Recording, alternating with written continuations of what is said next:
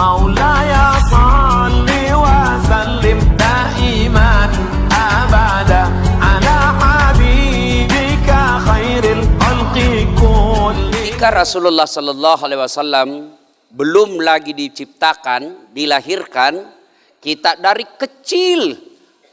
kecil kita belajar agama sudah tahu zaman jahiliyah. Apa zaman jahiliyah waktu itu? Satu, perempuan sangat hina derajatnya. Perempuan kerjanya dapur, kasur, sumur. Sumur, dapur, kasur. Dilahirkan hanya untuk melahirkan. Sehingga terkenallah sahabat Rasulullah, Khalid bin Walid, pernah diambil anaknya dari istrinya. Waktu itu anaknya ya sudah bisa diajak main-main. Dia panggil anaknya, sini nak, sini kok. Kita pergi main-main belakang rumah. Dia bawalah anaknya ke belakang rumahnya. Sudah itu diajak, ayo gali pasir nak, gali lagi. Begitu dalam dia dorong bapaknya masuk, lalu dia timbun hidup-hidup, lalu dia lompat-lompat di atasnya. Kurang ajar, kau bawa sial dalam keluarga kita. Tuh perempuan zaman dahulu. Perempuan bahkan boleh dijadikan apa? Transaksi judi. Bos, cantik istrimu dik? Uyuh, cantik sekali, kau suka? Ya, judi dah, judi. Kalau kau menang, pakai istriku 1 malam. Kalau kau kalah, kau pakai istriku 2 malam. Coba, itulah zaman jahiliyah. Tapi sekarang ada lagi lebih jahiliyah dari jahiliyah. Kalau zaman jahiliyah, lahir dikubur hidup-hidup. Sekarang belum lahir sudah dikubur. Itulah aborsi.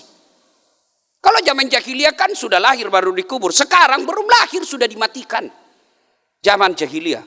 Maka beruntung ibu-ibu, Rasulullah datang mengangkat derajat wanita ketika Rasulullah mengatakan wanita adalah tiang negara, tegak wanita, tegak negara, hancur wanita, hancur negara. Maka ibu-ibu ini meskipun tenaganya lobet tapi tiang negara. Oh ini dia bisa. Itu kan ulama menjelaskan perempuan dalam Islam itu ibarat 5 jari ini, ya. Jari ini jari perempuan. Ini kan kalau dalam Islam ini pejabat. Kalau pejabat bilang begini aman. Tapi Kapolri bilang begini hancur kau. Ini pengusaha bangun itu besok masjid Dasat selesai banyak duitnya. Tapi orang kere bangun masjid itu siapa kok? Ini jari tengah ulama, tidak boleh ke kanan, tidak boleh ke kiri. Nih pemuda, jari manis. Nih perempuan, meskipun kecil tapi dia bisa masuk lubang hidung. Nih perempuan kecil tapi dia bisa goyangkan negara. Berapa banyak tokoh-tokoh dunia yang hancur gara-gara perempuan. Sejarah membuktikan banyak tokoh hancur politiknya gara-gara perempuan. Ibu-ibu ini tiang negara. Tapi sayang 1000 sayang, Rasulullah telah mengangkat derajat wanita, tapi dia hancurkan derajatnya sendiri sekarang. Dengan cara apa? Nabi pernah memprediksi wanita suatu waktu nanti berpakaian tapi telanjang dan mereka suka memakainya. Adakah begitu? Oh banyak. Bukan di sini. Coba datang ke Plaza Indonesia, Plaza Senayan, tempat main jogging, hancur kami laki-laki. Maunya kami ini kerjasama bos. Kami laki-laki jaga mata, tolong anda cewek jaga akhlak. Karena biar kami setengah mati jaga mata, kalian gentayangan hancur amal kami. Dilihat haram, tidak dilihat barang bagus.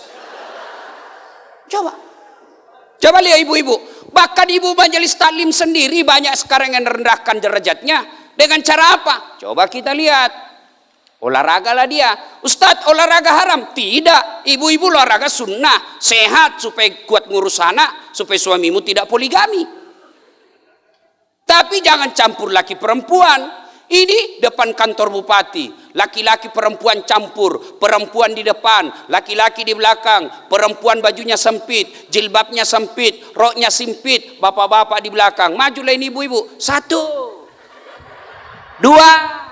Bapak di belakang 3. Mana ndak hilang hafalan? 1. Itu perempuan zaman Nabi sebelum Nabi turun.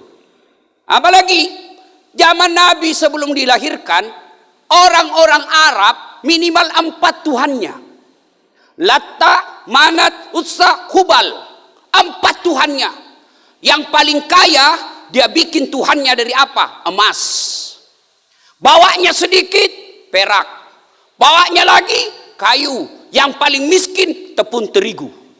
Dia bikin kepalanya, dia bikin tangannya, dia bikin kakinya. Selesai dia sembah, lapar dia. Dia lihat Tuhannya. Sudah dia bilang, Tuhan, maafkan saya sudah sembah kau. Tapi saling pengertian Tuhan. Saya lapar Tuhan. Dia tutup matanya sebelah. Tuhan, dia ambil tangannya, dia makan.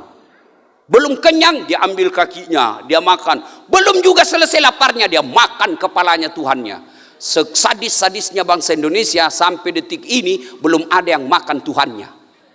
Tapi zaman jahiliyah Tuhannya dia makan. Coba, alhamdulillah Rasulullah datang menjelaskan, Kul huwallahu ahad. Satu Tuhan. Jangan sembah kecuali Allah. Makanya Nabi ketika kumpulkan orang-orang Arab waktu itu, ayuhan nas, wahai manusia, jangan sembah kecuali Allah. Hanya Tuhan satu. La ilaha illallah. Tiada Tuhan selain Allah. Datang Abu Jahal. Muhammad, gila kok. Apa? Kita saja sekarang 4 Tuhan, ekonomi susah. Kamu datang lagi ajarkan satu Tuhan. Tidak nampak pula. Apa kau tidak gila? Coba, betul apa beratnya perjuangan Rasulullah. Tapi alhamdulillah, pada zaman itu, 4 Tuhan mereka yakini. Nampak pula bisa dibikin. Datang Rasulullah. La ilaha illallah. Tiada Tuhan selain Allah. Hanya satu Tuhan. Tak nampak pula. Tapi alhamdulillah berhasil mengislamkan kota Mekah waktu itu. Apalagi zaman itu. Khamar. Arak. Bukan diminum. Dimandi. Pelajaran dakwah buat kita soal khamar ini. Metode dakwah Al-Quran. Coba lihat Al-Quran. Zaman itu orang-orang Arab bukan cuma diminum, dia mandi itu khamar. Datanglah Al-Quran menjelaskan, khamar itu ada faedahnya tapi ada buruknya. Ketahuilah lebih banyak buruknya daripada faedahnya. Akhirnya apa? Orang Arab mulai berpikir.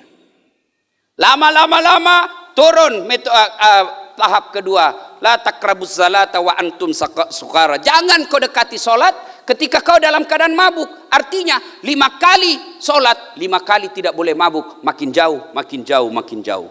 Terakhir turun ponis. Innamal khamar. Khamar itu rijesun. Bapak moyangnya dosa. Min amali syaitan. Perbuatan syaitan. Jauhi agar kamu termasuk orang-orang beruntung. Inti ayat ini. Kita semua mubalik. Belajar metode dakwah dari Quran. Rasulullah mendakwakan melarang haram, tidak ponis langsung. Sekarang banyak mubalik, rasa-rasanya dia menjadi panitia hari kiamat. Hanya dia yang mau benar.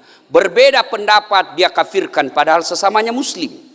Nabi datang mengislamkan orang-orang kafir. Kadangkala kita sekarang mubalik mengkafirkan orang Islam hanya karena berbeda mazhab. Coba lihat. Bikin ceramah aneh-aneh judulnya. Kesalahan-kesalahan orang yang sholat berjamaah. Kenapa orang sholat berjamaah dikasih salah-salah?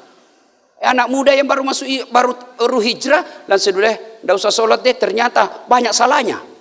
Kenapa tidak bikin judul ceramah kesalahan-kesalahan orang yang tidak sholat? Itu lebih real objeknya. Maka Rasulullah SAW berdakwah sangat arif dan bijaksana. Coba ketika Rasulullah didatangi. Ya Rasulullah, saya offside. Pelanggaran saya Rasul. Kenapa kok? Saya berhubungan suami istri bulan suci Ramadan. Kau dena-dena. Denda kok 60 hari berturut-turut puasa. Berapa ya Rasul? 60 hari. Ya Rasulullah 1 bulan aja saya tidak tahan. Kalau begitu kau cari fakir miskin, kau kasih makan fakir miskin di kampungmu. Ya Rasulullah saya fakir miskin. Kalau kita kau sudah miskin melanggar lagi. Kalau begitu kata Nabi, nih kurma bawa pulang ke kampungmu. cari orang paling miskin di kampungmu, kau kasih beri makan. Apa kata dia? Ya Rasulullah, saya lah yang paling miskin di kampungku. Wah, kau pula nakal betul kau. Ya sudah, kau makan itu.